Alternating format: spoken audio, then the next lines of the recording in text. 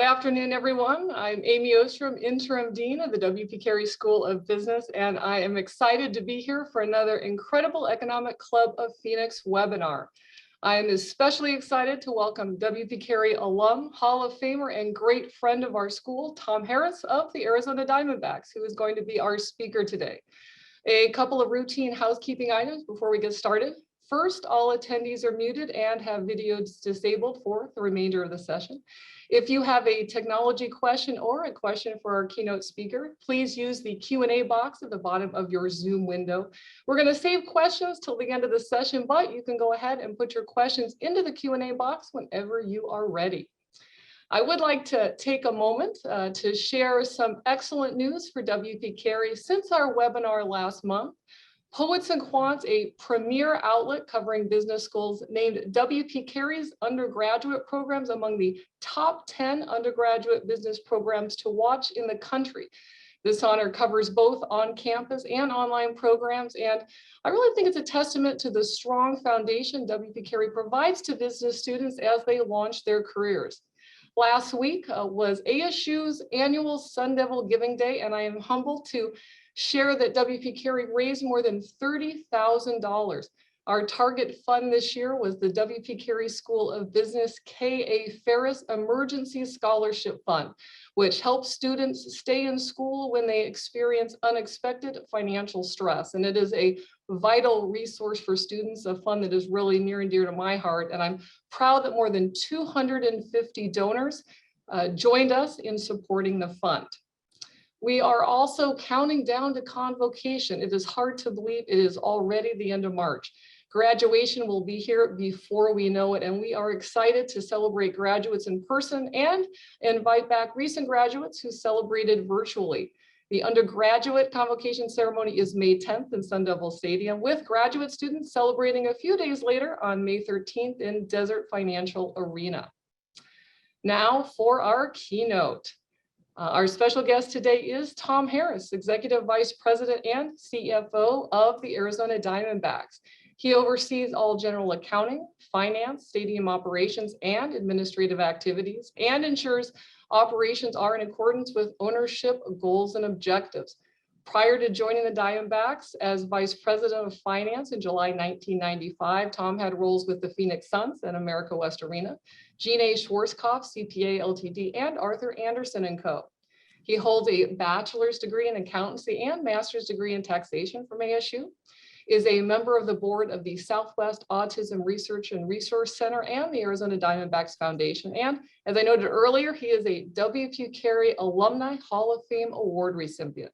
Tom lives with his wife, Kathleen, and 4 children, Sean, Sarah, Kelly, and Katie, in Phoenix. So please join me in welcoming him to the Economic Club of Phoenix. Thank you, Amy. Appreciate it. And thank you for inviting me to speak, and also to the Economic Club of Phoenix. It's great timing. I think when I agreed to do this, I don't think we realized that we were hopeful that spring training would be in full swing, but we're here sitting about 2 weeks from opening day. I just took a couple of laps around the ballpark, and activities are in full swing as we get ready for our April 7th home opener against the Padres. So again, thank you for allowing me to speak. Today, I'm going to talk about a few things. I'm going to talk about our history, typically our early history, and the success that we had on the field, but some of the financial challenges that we had. Then I'm going to switch up and talk about some of the challenges that we have as an organization and the sports organization within our community, basically some things that you may not have thought of. And then I'm going to talk about the opportunities, the things that we can control, the things that we really take a lot of pride in, to put a lot of effort into, so the things that we can control. And I think it's already been mentioned, questions, to the extent that there are questions, I'll try to answer them at the end if you add them. So if we want to kick it off, we'll go to the next slide. So we started play in 1998. We became an organization in 1995. And as we were prepping for these first 5 years, there was a lot that was going on. We'll get into some of the financial portions of that. But undoubtedly, it was a great start. I wrote down, just so I would remember some of them, I forget some of the names, but in this 5-year stretch, and it was very exciting to bring baseball to Arizona for the first time ever. We signed players off free agents: Matt Williams, Jay Bell, Randy Johnson, Steve Finley, Mark Grace, Craig Counsell within this period. We also traded for Luis Gonzalez, Kurt Schilling, and Tony Womack. All of these players became the basis for that team and basically the core group that had all of the success. And I put it down for the first 5 years where we were when we started playing in 1998. 3 division titles. We won the World Series. Randy Johnson won the Cy Young Award 4 times in a row, starting in basically 1999 through 2002. We had multiple all-star selections. We were the place to be. It was fun to come down to the ballpark. We were averaging over 3 million fans a year. And I mentioned overall, it was an unprecedented start, and we are very much what we would like to term an artistic success. But as you go to the next slide, you can see some of the financial stress that was kind of behind the scenes. The stress was caused by a lot of things. There was not one thing in particular, but the first thing, and I put in here, were stadium cost overruns. So it's hard to believe, but when this stadium was built, the original budget was about $300 million to build this facility, which, you know, back in 1995 through 1998, that was a lot of money. We had a deal with Maricopa County. Maricopa County is the landlord and the owner of this facility, and then we had an operating agreement for 30 years. They were capped at $253 million to put into the stadium originally. And we thought that there was going to be a $275 to $280 million total build. So that's what we were prepping for. When all was said and done, it was north of 120 million of cost overruns. Some of the things that hit us were, it was very much a fast track project. We didn't get the franchise awarded to us until 1995, and we had to be open to play by April of 1998. So it was a very fast track project. So I think that added some to the cost. We also caught a bad break in basically the economy at that time. The price of steel and concrete exploded. I mean, nowhere near where it is today, but back in those days it did. And so all of that $120 million plus was on our side and our obligation to pay. So before we even played the first game, we were kind of digging in a little bit of a hole. As I mentioned earlier, with some of the players we signed over this 5-year period, we had very high payroll teams. Arguably, we had payroll teams which were much more expensive than we really could afford, and then that put some stress onto us. In the first 7 years of play, which included 2 or 3 years of startup, and then our first 5 years of play, we had over $350 million of operating losses. The original contribution to the team was about $200 million of equity that came into the team. We'll talk about in a little bit. But by the end of 2002, after this very nice historic run of the success of the team on the field, we had over $200 million of deferred compensation that was owed to players. And basically, the players were earning more than we could actually pay them, but we were deferring compensation to them to be paid in later years. So by 2002, $200 million was owed to these players, some of whom were no longer going to be playing for us.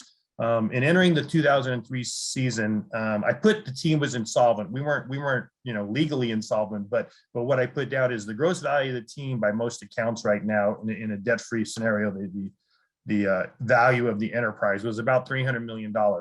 And when you added up our costs for the stadium overruns, the cost of the deferred comp for the players, our operating history, and some of the startup costs that we had overall debts in the neighborhood of $350 million.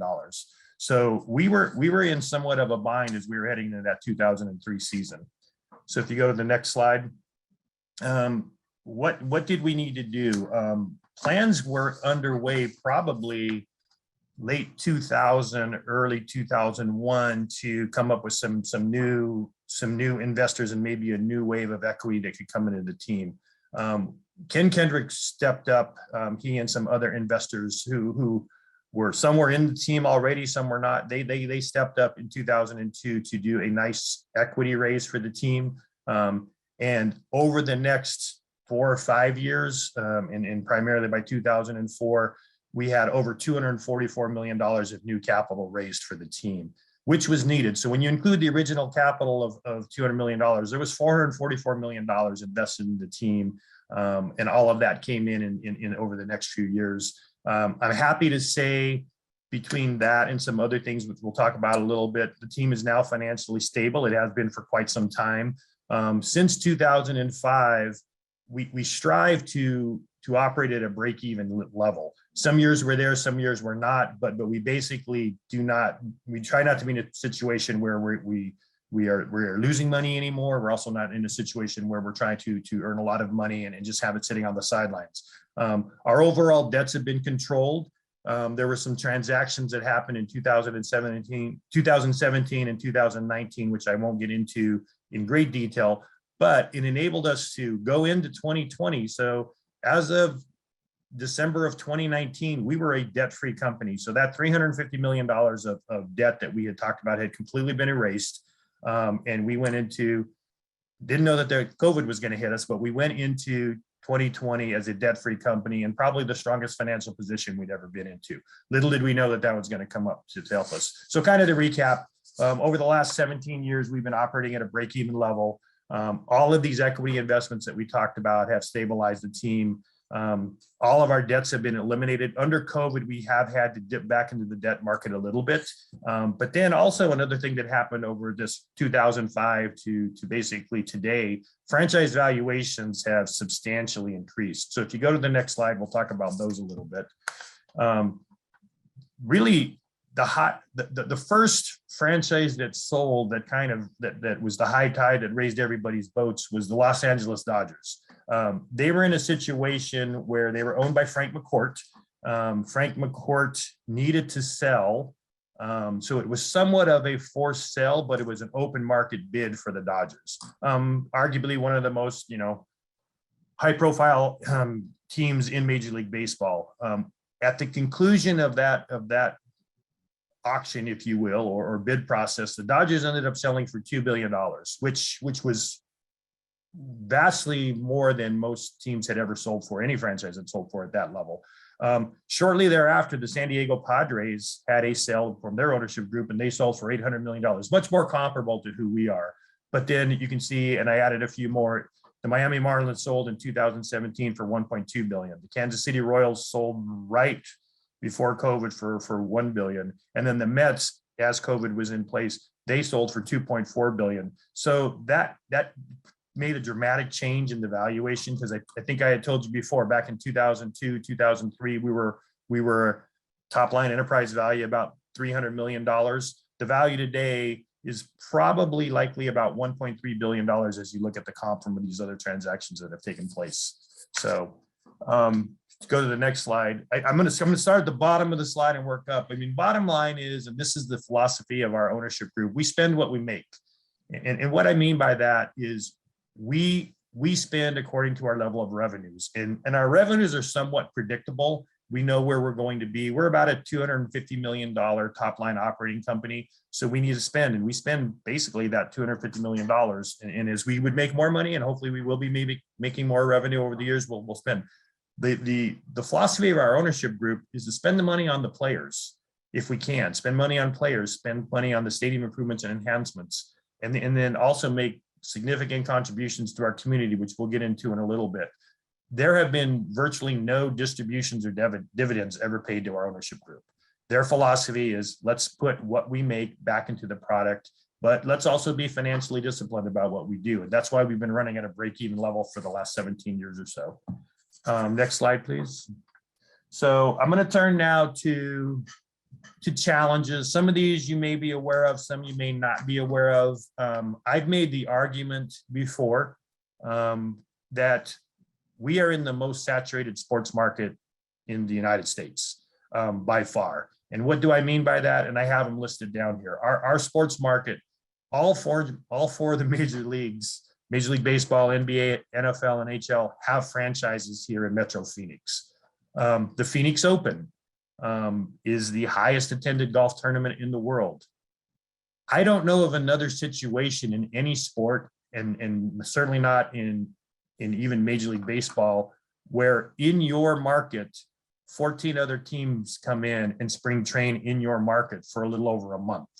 ASU, we have a Pac-12 school right in our backyard that competes in a number of sporting, and more recently even GCU has come more to the forefront with their sports.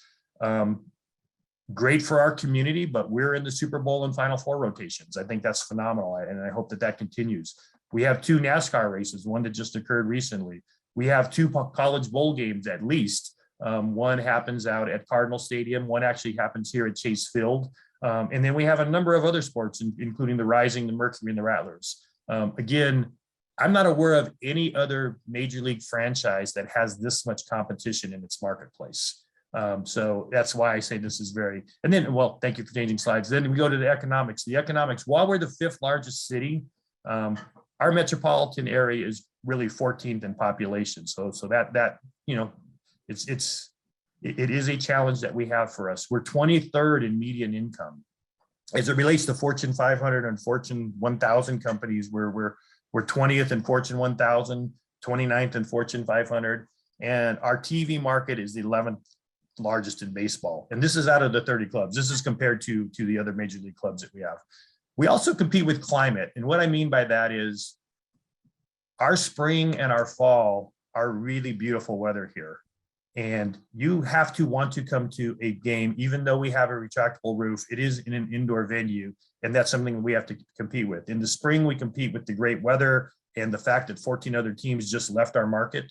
And so we have to come out of the gate strong. In the fall, there are other sports that have started up in the fall, primarily the NBA and NFL are in full swing by the fall. So we need to be competitive. We need to be playing well to keep people in there. Or, you know, we also have the nice weather. I put in the summertime in almost every baseball market that is out there for all of the other MLB teams. When school is out, their attendance climbs. And it climbs because most of those cities are summertime destinations. And I put down here that in our area, you know, families, people typically leave. People leave in the summertime. So we have to battle that.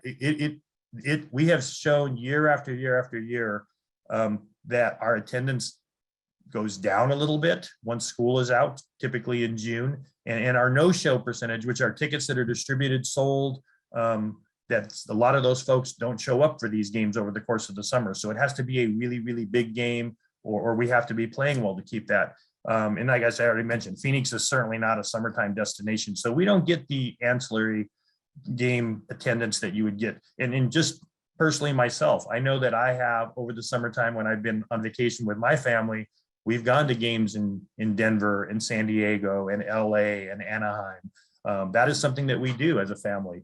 I don't know that that's happening a lot for us in our Phoenix market. So additional challenges, team record. We'll get to this a little bit, but one thing, I mean, while I say we can't control it, we can control the makeup of our team. So we try to identify players, draft or acquire them, develop them, and have a competitive team year in, year out.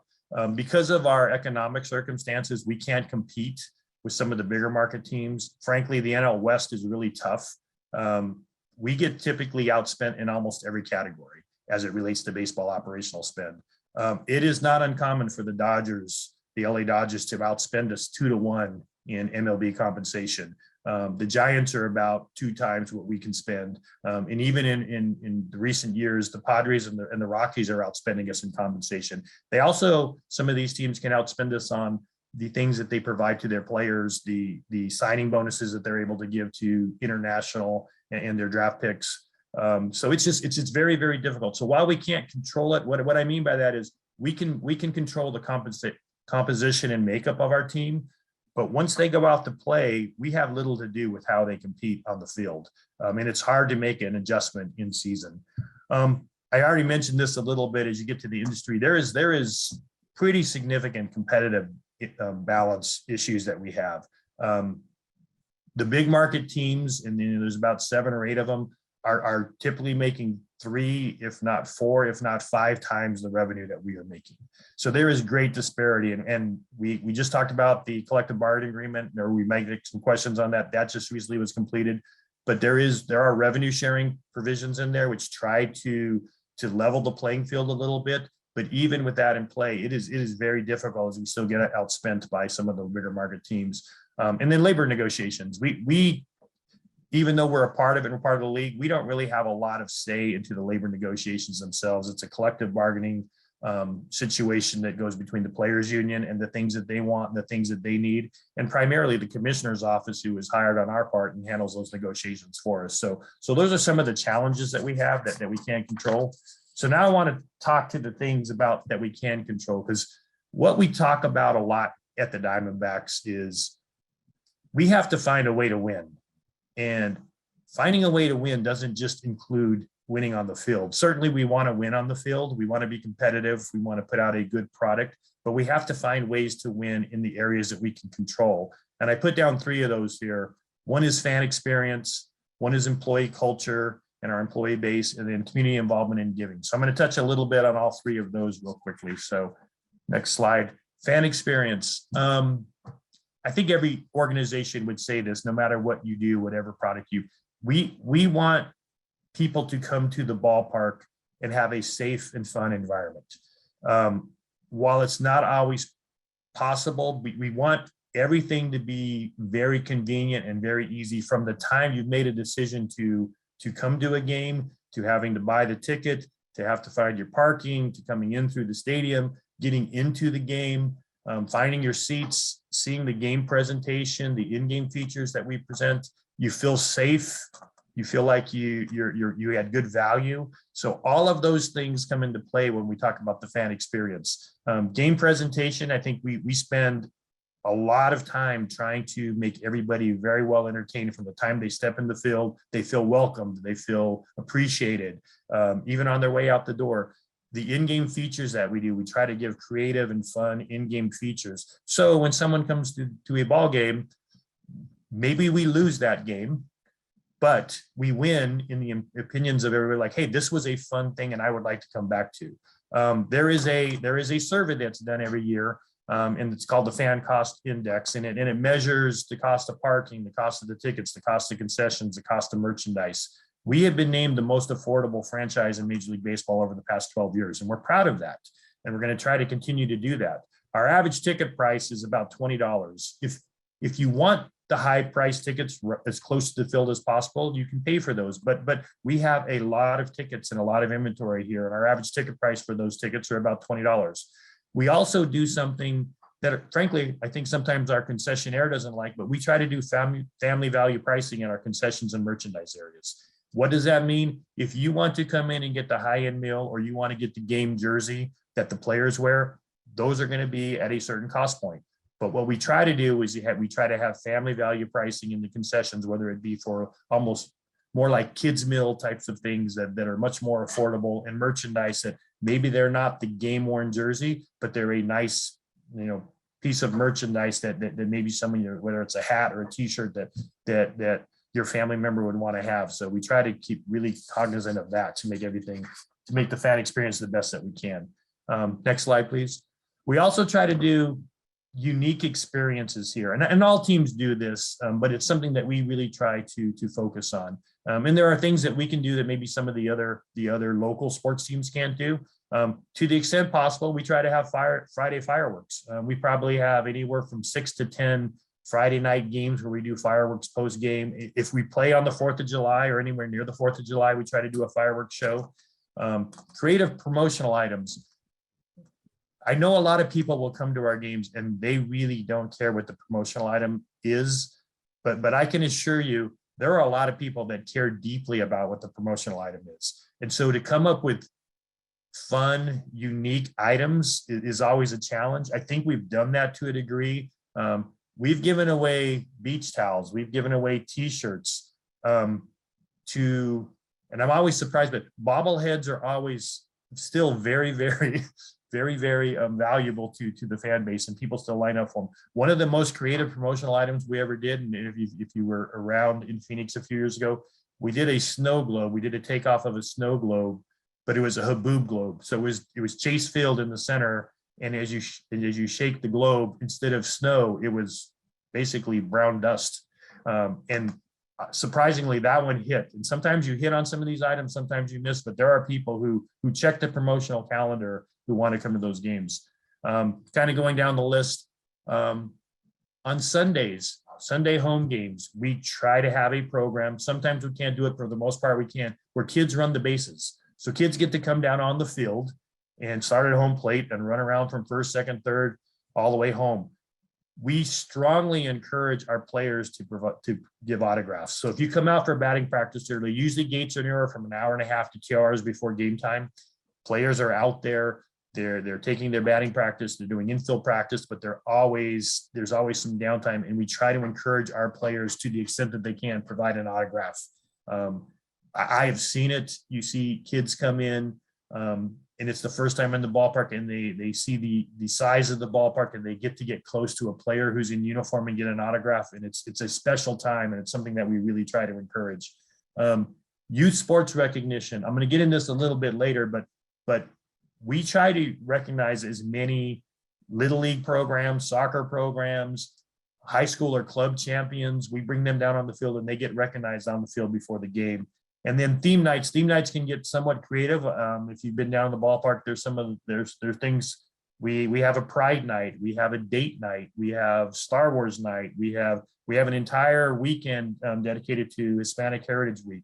So we try to do these theme nights because there are a lot of people who like to come down and celebrate whatever it is being recognized on those types of games. So that's kind of what we do from a fan experience standpoint. I'm going to turn to employee culture now, and I'll start by saying we really, really focus on employee culture. And I think over the years, employee culture has been one of our strengths. Probably like most organizations, COVID took a big hit in our employee culture for a lot of reasons. But one of them was just we weren't getting together every day, and we weren't even allowed to really come down to the baseball games in 2020. So this is something that we are rebuilding. I think it's going to rebuild pretty fast. But our motto is employees come first. I know a lot of companies say their customers come first. We try to stress that employees come first. And why do we do that? Because we think they're our greatest asset. There are a lot that they bring to the table. And we feel if employees are treated well, they in turn are going to treat our guests and our players well. So that's the philosophy that we give all of our players. We empower the employees to be creative and to be innovative. Let's try things. I mentioned the Haboob Globe. No one had done anything like that. That was somebody's idea within our offices, and it ended up being a really, really hot item. Funny, but we go across. I mean, that's a small example, but we try to encourage everybody, like, think outside the box. Let's do things. Let's try some things, because we don't know what is going to work, what is not. Probably like most companies, we do a number of employee activities and outings. It is also interesting because we start the baseball season. The baseball operational folks won't agree with this, but the baseball season, the games themselves, like spring training usually starts about the middle of February. We play our last game at the end of September, hopefully the end of October if we have a good year, but we have an off season. And it is clear when we have an off season. I don't think the baseball side typically ever has an off season, but there are some times when we can have a little bit of downtime. Things that we're proud of. Business Journal has named us one of the best places to work for the past 13 years. And while this one is a little dated, I'm not sure that they've updated the survey. In 2015, both Forbes and Yahoo named us the best organization in sports. And I'm not sure the date on this one, but ESPN rated us the #1 MLB organization to work for and #6 in all of sports. That's something that we want to continue to cultivate and do for all of our employees.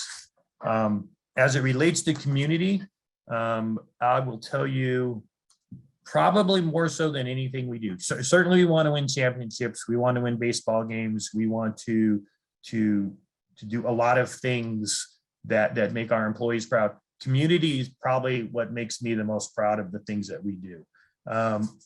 Started day one in 1995. And the significance of that is we didn't play our first baseball game until 1998, but we received the franchise in 1995.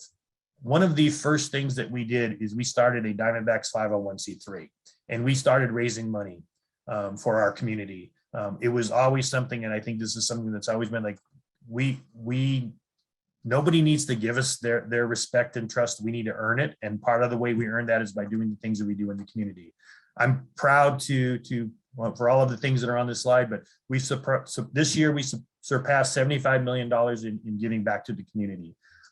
We've averaged over $7 million each of the past 5 years. In perspective, that puts us, we're in the top 3 of all baseball. I think the Red Sox are number one. Sometimes we're number two, sometimes we're number three, and teams kind of are in that area, but we tend to be in the top three, which is pretty amazing for the size of our team and the size of our community. It's something that we're proud of. It's something we're going to continue to do. I believe this to be true. I think we give more back to community than the other three local sports teams combined. It's something that we are proud of. It's something we're going to continue to do. One of our programs that pretty much started also in day one was the build or renovation of youth baseball fields throughout Arizona. We look back from starting that back in 1995 to where we're at in 2022, and we now have built or renovated 43 youth baseball fields in Arizona, including one that was just dedicated just a few weeks ago out in the Goodyear area, and we have another one that will be dedicated on Friday, which will be on the Apache Indian Reservation. 68 organizations have received our Ken Kendrick Grand Slam Award, which is typically $100,000 an award, including 10 organizations that just received this award on Saturday night at our annual Evening on the Diamond Award or event. So next slide. And then in a youth jersey program, little bit of a story related to the youth jersey program. I talked about we do parades for little leaguers on the field prior to games and things that we do. This again originated within our walls. We thought, boy, we could help little league and youth baseball organizations by providing jerseys, and also softball leagues by providing jerseys. And we have these little league parades, and it's great to have them and see all the kids lined up on the outfield wall pregame and being recognized. But it's also really tough when you see a team of Diamondbacks, but you see a team of Yankees and a team of Dodgers and a team of Rockies and Padres and Giants. And so it was, the idea was brought up in one of our meetings, and I forget who originated the idea, like, what if we provided uniforms to these leagues, but they were all D-back uniforms, which sounds a little funny, but what we did is we can have a D-backs throwback turquoise jersey. We can have a D-backs throwback purple jersey. We can have the red, the black, the white, the camo, any number of combinations that come up. So we went to, and our community affairs department did this, they went to a number of the youth leagues, and we found out that, boy, if you could provide jerseys for us, that would save us anywhere from $15,000 to $20,000 a year. So what we typically do, we make arrangements with these organizations to provide the jerseys for their youth baseball program. As of today, we have about 100 leagues that participate, and we're donating over 60,000 jerseys annually. And when we do those little league parades now, and you just see a entire outfield of kids wearing D-backs jerseys, it makes us feel good. So it's a win-win for everybody on that one. That kind of concludes my comments. I don't know how we're doing on time. Looks like we have plenty of time, but I wanted to conclude with this. We are a business, and it is important, and we're not just a sports team, but we are a true business. And you know, we fight our competition just like everybody else. We try to make our product valuable and something that people want to do. Our goal is always going to be to win a baseball championship, which is a difficult thing to do, because at the end of the day, there's only one of the 30 teams that get to be the champion. But that's always going to be our goal to put us in a position to do that. But our overall bigger goal is always going to be, we want to make sure that the state is proud of us as an asset in the community, and we always want to give back to our community. And so I think those are the things that become most important for us. So that wraps up my prepared comments, and I want to thank you for your time, and I assume there will be some questions. Absolutely. Thank you so much, Tom. Such great information, and so impressive, all the things that the Diamondbacks are doing to give back to the community. So thank you for sharing that information. Lots of topics we could be talking about. Let's start off with one that I know everyone is always interested in hearing about, and that is how COVID, and you started talking a little bit about COVID at the start of your remarks, how COVID's really impacted the operations of the team, and how you see that impact continuing on going forward. Yeah, so COVID took all of us by surprise, and to the depth of it. So, I mean, I'll tell an early story as it started to come out, and when it became really real, I think, I don't know for everybody else, but there was an NBA game that was canceled. And when that occurred, even though there were some soccer matches that had been canceled overseas, and I think the NCAA basketball committee had decided to suspend the March Madness tournament, I think some of us felt like, boy, that seems to be a little bit of overkill. And then NBA canceled the game, and we're like, okay, this is real, and this is happening. But I think even at that point in time, we thought, okay, this will suspend our operations for 2 weeks to 2 months. I think we're going to be back. So let's just send everybody home. And we did. And we went home in March of 2020, I think, like a lot of places did. I think what was difficult for us, probably more so than maybe some other businesses, although I think we all had our impacts. Our only source of revenue is playing baseball games. And so as this thing continued on, and we're like, oh, there were real chances we were going to lose all of the 2020 season. And it was daunting. And I think that was some of the things that nobody had a playbook for any of this. Everybody was trying to figure it out on the go. How do we test? How do we resume our season? Knowing that even if we wanted to resume, if the Arizona Diamondbacks wanted to resume their season, it really didn't matter if the other 29 teams and the players didn't want to resume it. So we had to, and it turned out to be somewhat of an economic challenge too, because I think between the players union and the 30 teams, what would be the new rules operating going forward? Thankfully, we ended on a 60-game schedule, which we usually play 162 games.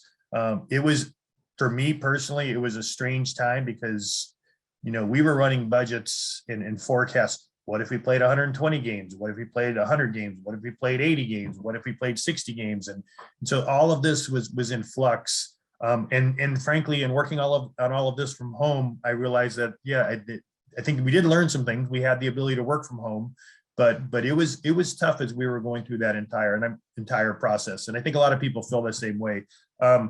Fortunately, we finally ended up playing some games. The testing protocols were put into place.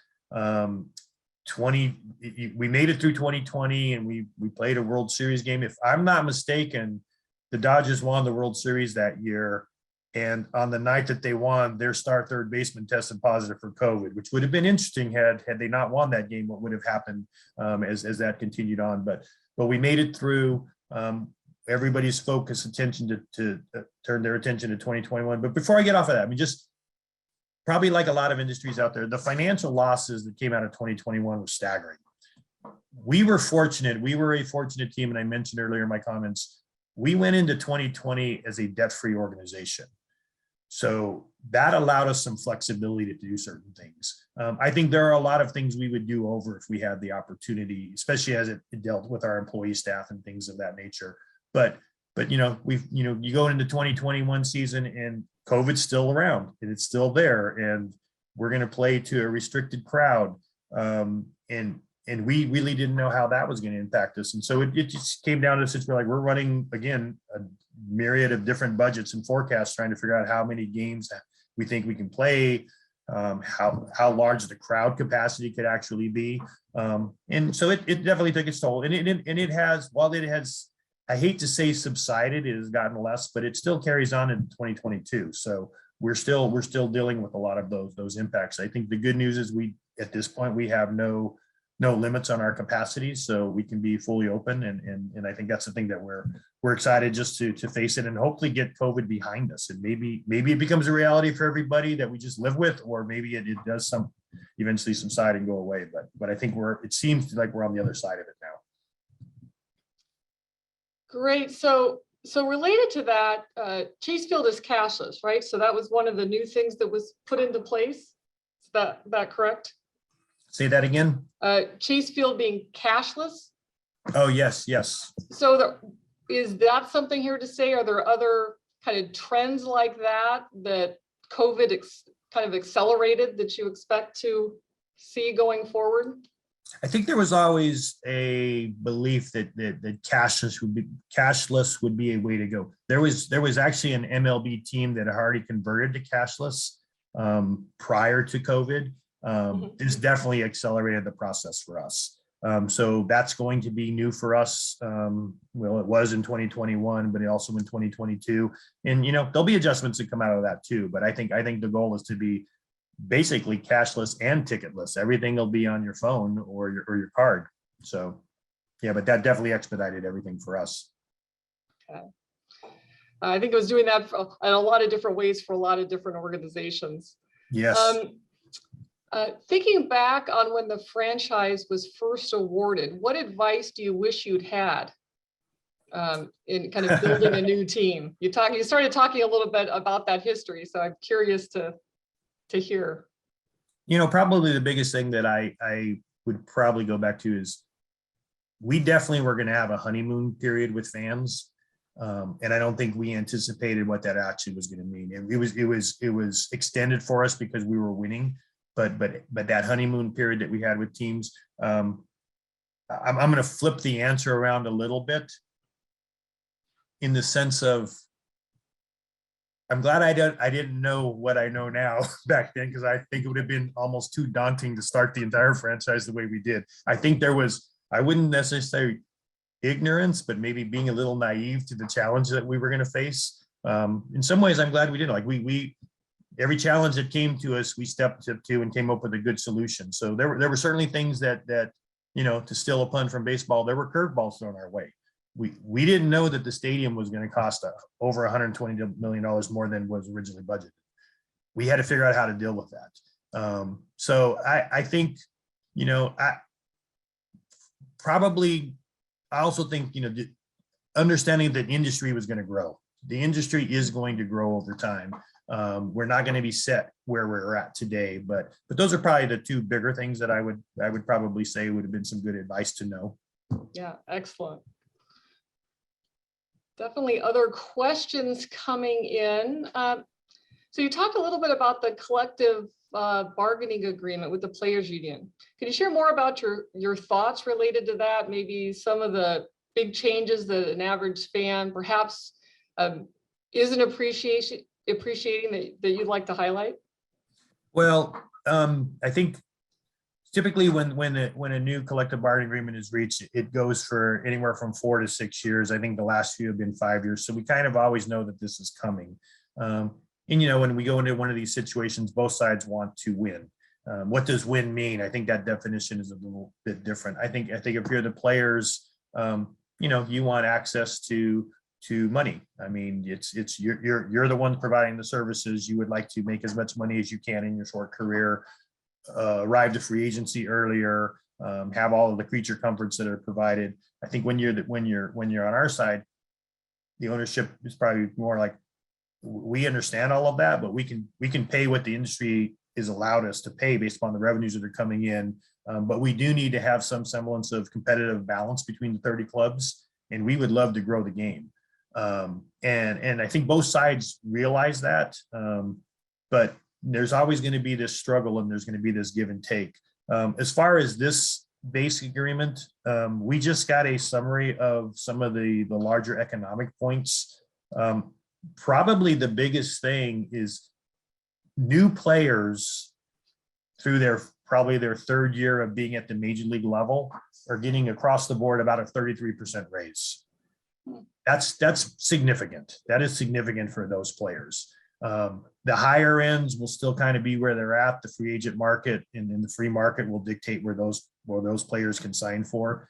But I think that was something that I think ownership was always, and the commissioner side was always receptive to, is like, we are going to give the rank and file employee, because there are a lot of players in our system that are in their 0 to 3 years. Let's make sure that we can up that salary for them. Most of the other things I didn't think were too significant. I felt like, some ended up exactly where we thought they were going to end up.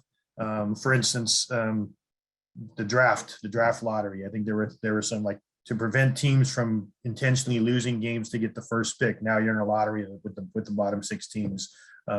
Hopefully we get an international draft. Those are things that are still to come, but that is in the works, and that'll be decided by July. But most of the things that I think that came in, we kind of expected, and frankly, somewhat pleased that that's where they ended up. I appreciate those insights. I think as everybody that's been following that, it's great to hear you talk about that.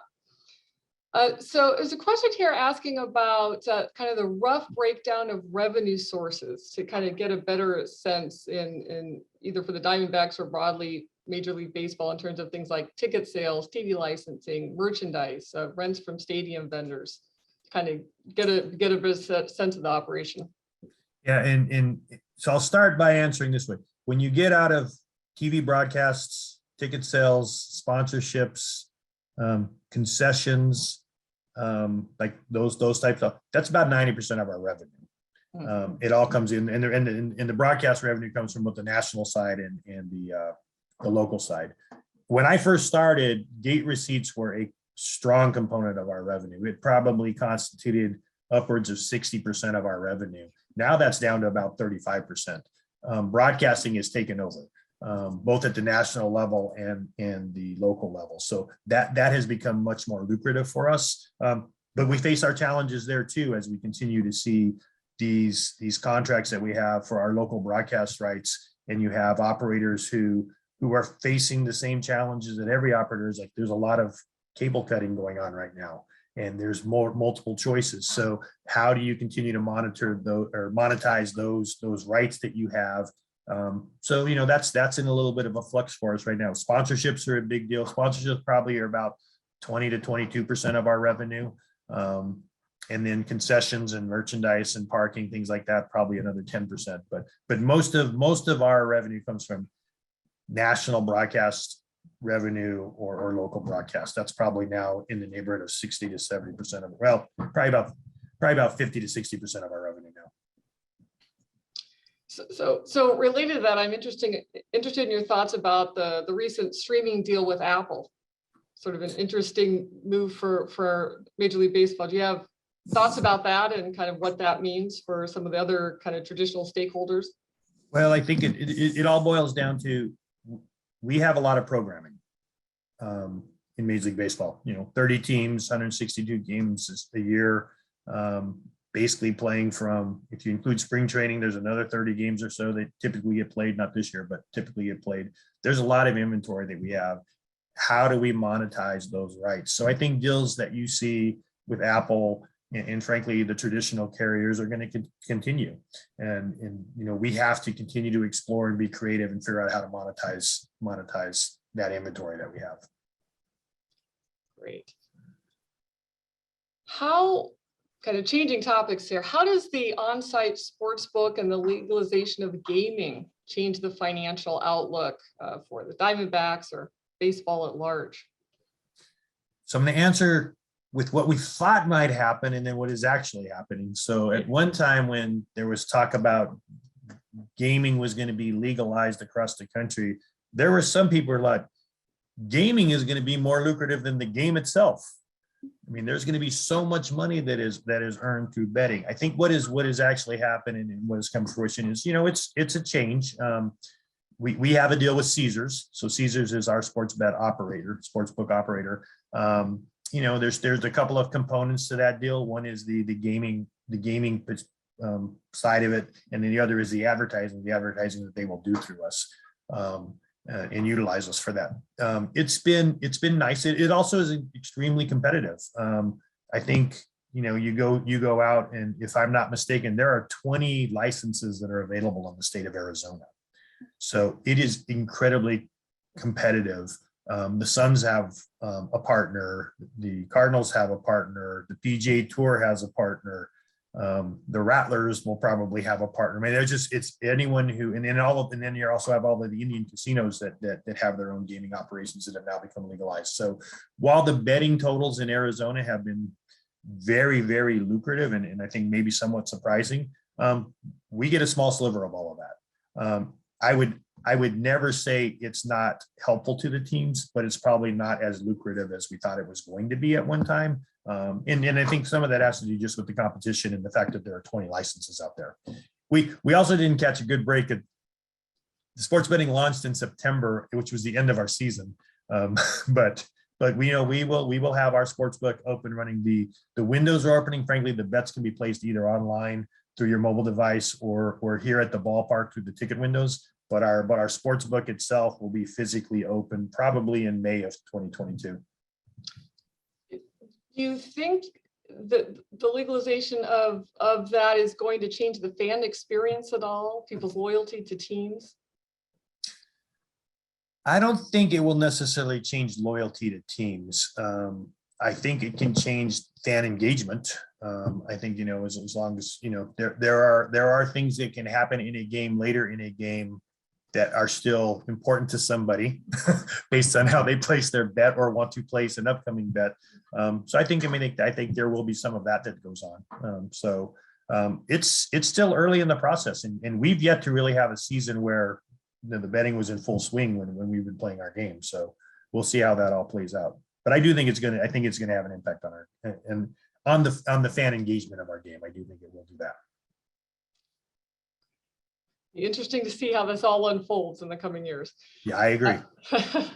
So you'd mentioned that, talked about Phoenix and just a high density of professional sport teams and other teams and the competition for fans. Are there things you do where you're working alongside any of these, the other teams in some mutually beneficial way? There are definitely things that we collaborate with the other teams on. So for instance, there is a coalition right now, and all the teams, at least I know that the Coyotes, the Suns, the Diamondbacks, and the Cardinals, where we are all kind of pooling our thoughts together on DE&I issues. So we definitely combine our efforts there.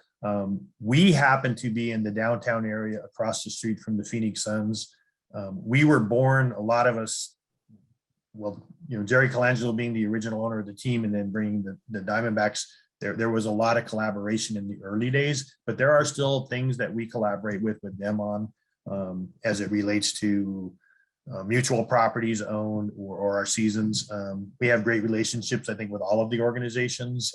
Charitable efforts, I think we group together sometime for those types of things. But yeah, I think there is definitely a spirit of cooperation between the clubs, but we also are in competition with each other for ticket sales and sponsorship deals.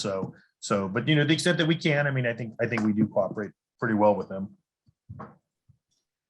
Thank you for that. You are clearly a respected leader in the industry and in the community for a number of years, many years. Can you share your approach to leading kind of your internal team and developing talent?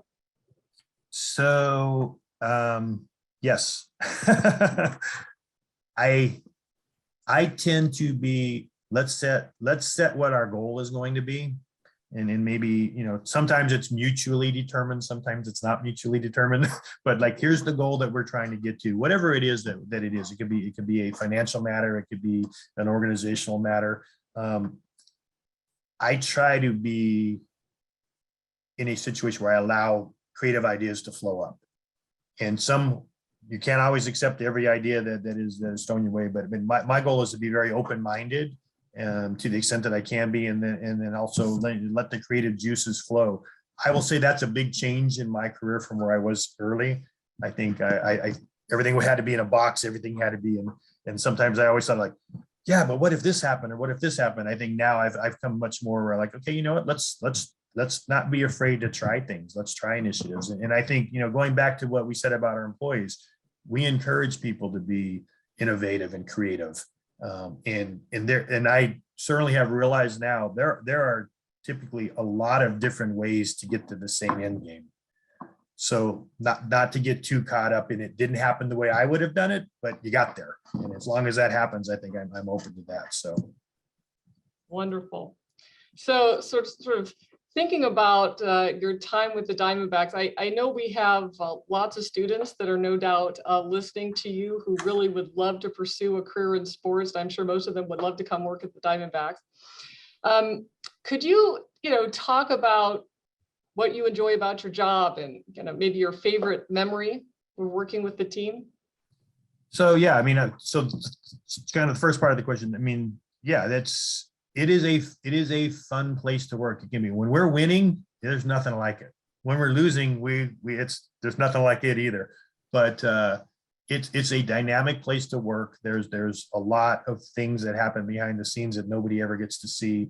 The opportunities that I've had to work on some pretty substantial and lucrative deals, whether it be telecast rights or a deal with our concessionaire or negotiating for our spring training sites. Even the gaming deal that you just talked about. I would have never thought I would have the opportunity to work on a gaming deal. So there's a lot of fun, dynamic things. I don't think that mean, there are certainly aspects of my job that are routine, but there are a lot of one-off things that I get to be focused on. So, it is fun. I think for students out there, and I meet with a lot of students, and I've done some things at ASU and some other places too, where it's like you need to there are only a set amount of jobs in this industry, and they're really hard to come by. So you need to kind of set yourself apart either by what you're doing with your work experience, but the biggest thing that you can always do is network. So that kind of answers that question. What was the second part of the question? My favorite memory. So I'll give you a couple of favorite memories. The easy one is winning Game 7 of the World Series. I mean, I don't know that you can have a scenario where you're playing the most competitively successful team in the history of the game, the New York Yankees, where you get to play them at home in a Game 7 in a come from behind situation and have a walk-off win in your home ballpark.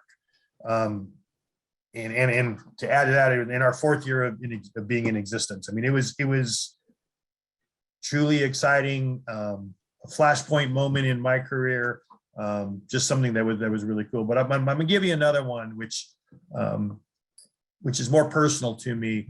In 1998, we were opening the ballpark.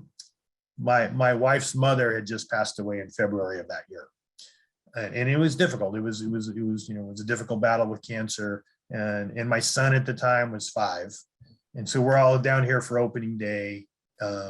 It's exciting just in and of the fact that baseball is the first Major League Baseball game to ever be played, but we also have the retractable roof, and to watch it open for the first time ever before our first ever game, it opens and he turns to my wife and I, and remember he's 5, and he says, "Oh, I know why they're opening the roof." And I had to say, "Why?" And he's like, "So grandma can watch the game." I mean, those are just cool moments that you don't expect. And I mean, that's got to be up there with some of my best memories of being here. That's beautiful. Well, we are closing in on time. Can I ask if you have a favorite Diamondback player? Well, I'll give it to you quick. I had a longer answer. Luis Gonzalez. I mean, he's phenomenal. He on the field, he did it for us. Off the field, and he continues to work for us. And he's a phenomenal individual who always has time for autographs and taking pictures and doing cool things within our community. So he's by far my favorite player with the Diamondbacks. Well, thanks so much for being with us, Tom, for sharing your insights and really fielding some great questions today. I want to thank all of the attendees who joined us virtually as well. Mark your calendars for our next exciting ECP event. It is going to be our first in-person luncheon we are hosting since the start of the pandemic. We are all excited about that. WP Carey School of Business is going to be honoring Steve Stange, Executive Chairman of Microchip Technology, with the 2022 Executive of the Year Award. And I am thrilled to be hosting this event at the WP Marriott Scottsdale Camelback Inn on Thursday, April 21st. Space is limited, so we encourage you to purchase your tickets soon. Check-in is going to open at 11:30 a.m. with the luncheon and the program starting promptly at noon. Registration for the event, as well as the remaining webinars for this session, can be found on the ECP webpage. Thank you again for attending this session. You definitely help make ECP the premier business speaker series in the Valley. See you next month.